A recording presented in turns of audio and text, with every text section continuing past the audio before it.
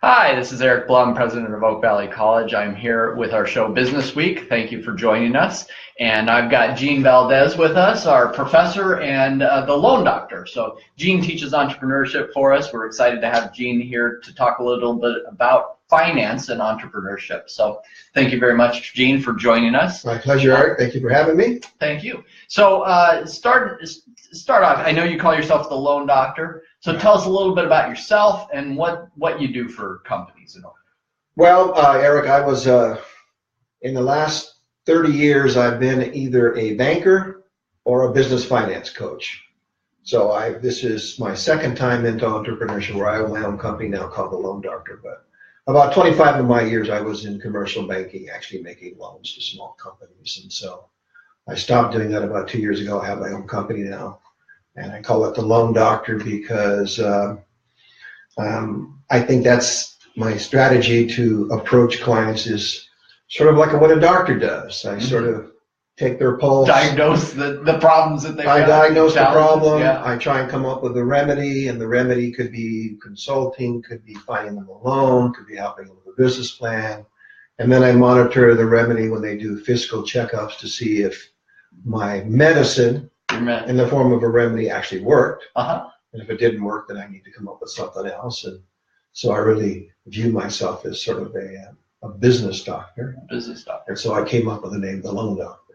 Cool. So many people don't realize how challenging it is for a small business to get started. I know it is. It's extremely challenging. So tell us a little bit about what the major challenges are to get underway. And I know most of that is related, oftentimes is capital related, finance related, right? Yeah.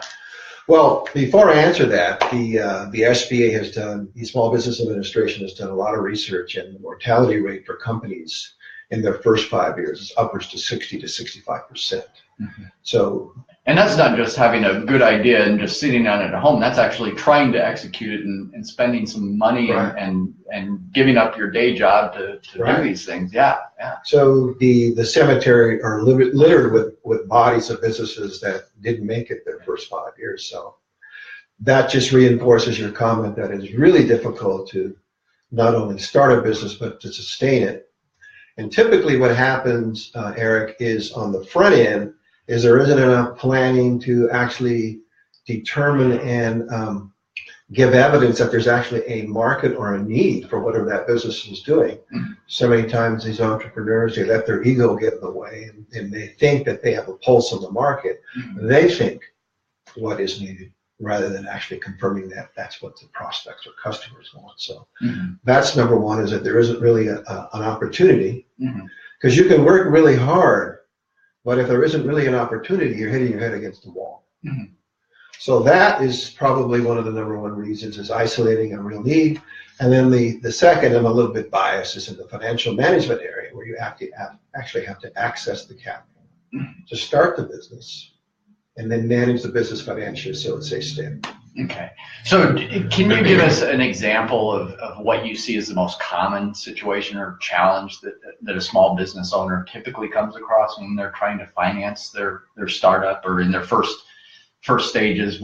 By the time you see them that they've got the cancer or whatever it is, the diagnosis, and what does that look like to you when you're... Probably the most common thing is that, and a lot of it is perpetuated by the media, that there is available capital for startup companies in institutionals.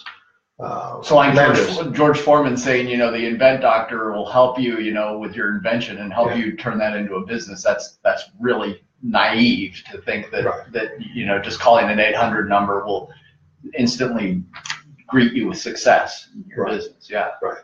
Although it's getting better, it's difficult for companies in the startup phase to attract institutional capital, whether it be from a bank or a credit union. Typically, the seed capital comes from family, friends, private investors, until they can reach a certain operating history, maybe 2 or 3 years, then they become eligible for bank financing. So in answer to your question, most companies, startups, start out of the gate undercapitalized, where they have nowhere near the amount of money they really need to accomplish the goal. because the source is limited. Right, and they don't know what it will really cost, or they didn't assess how much it would really cost to run for 3 years. They thought they'd be successful in that first year and would have happen. So that's what you see, and that's what you help with. Right. That's amazing. So you were in banking for decades, and so what's the biggest difference that you see in financing, in particular, since you were in the banking world and now on your own consulting? What's happened, and what do you see the future going in terms of financing? Well, what's happening is good for me and bad for the borrowers. Okay. The whole commercial lending banking industry, the underwriting is getting more and more difficult year after year after year, almost to the point where even if you have 2 or 3 years of operating history, it's very hard to get a loan, a business loan. And a lot of it is because of the change in the industry, where there's really mega banks like the B of A's and the Chases and the Wells Fargo's, and then these little mini banks. There isn't enough medium-sized banks. And the bigger banks are really tough to underwrite to. And the smaller banks in many cases don't have enough capital or resources to keep up with companies. So what's happening is the industry is changing. There's fewer lenders, and the underwriting has become more strict, which is, if you see, there's a proliferation of these online lenders that are popping up everywhere, where you can get approved for a loan in 48 hours, no credit out, just sign here. They're filling that void of where banks are not satisfying the demand for small business loans. The drawback to these online lenders is that their rates are punitive. They're really very expensive. So what are you talking about? Anywhere from 20 to 70%. Yeah, that's when you told me that earlier. I was blown away. When you can't get more than 1% on a savings account, you're saying to loan out money is costing more than 20%, which is crazy, and that obviously undercuts any ability to make money oftentimes, right? Yeah. So the summary statement is the demand for small business loans is exceeding the supply. The players are shrinking, and the rates are coming up, and it's more difficult to get approved. So that's really the void that I occupy, is to help companies navigate through the whole money acquisition business and help them find the right spots where they can go. Right. And so my father was a banker at Wells Fargo for 35 years, and he used to tell stories. He'd do loans on a handshake. That old principle back in the 70s or maybe even 80s, that you were able to do that. Is the bank manager had the authority to underwrite a loan. And that obviously no longer. Long gone. Yeah. Used to be that way. Yeah.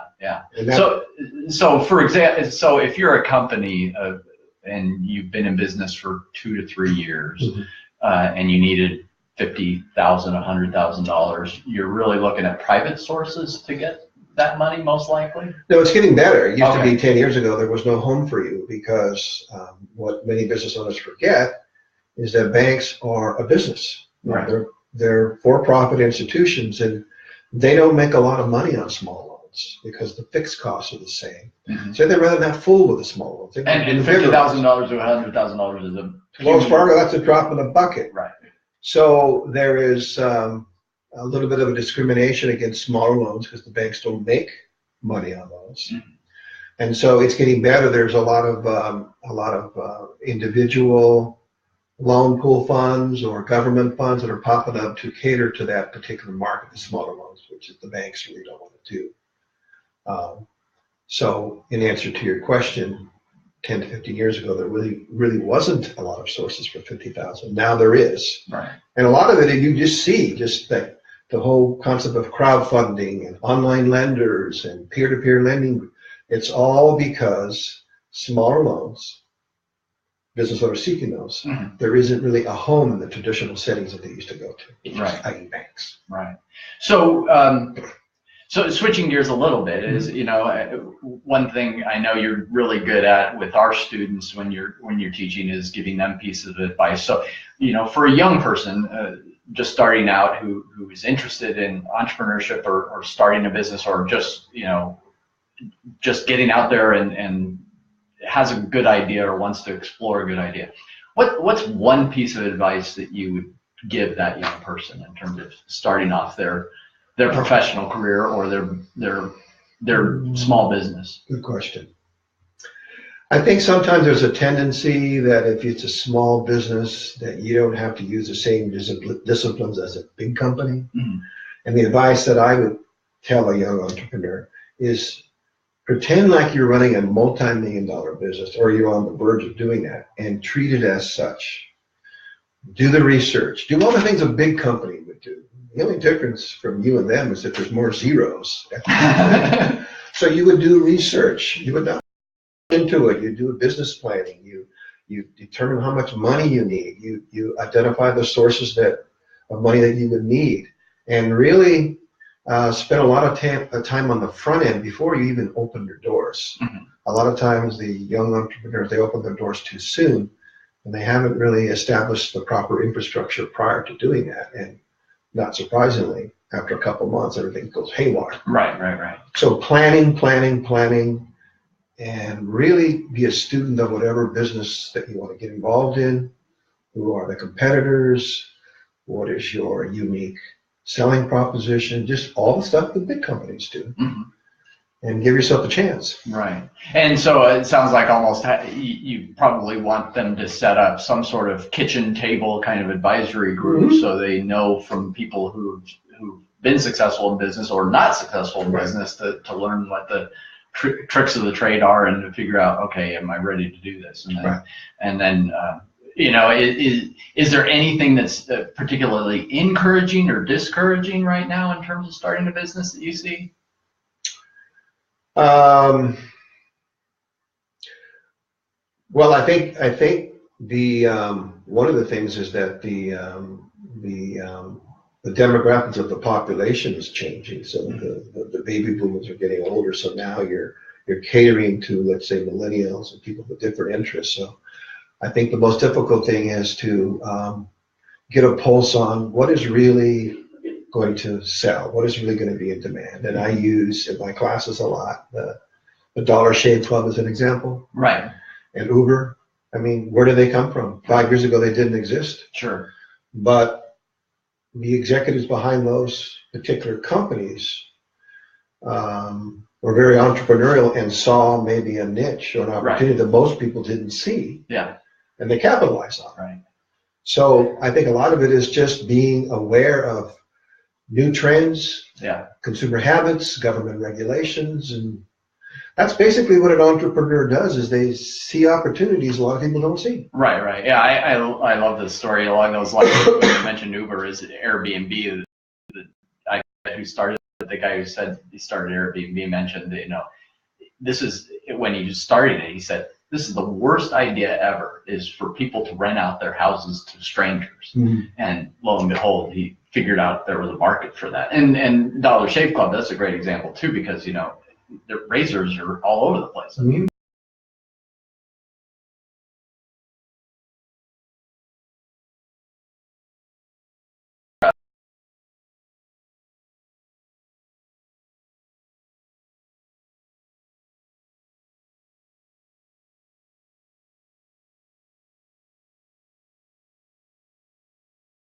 businesses, tell us, what drives Gene to wake up in the morning and do what he does?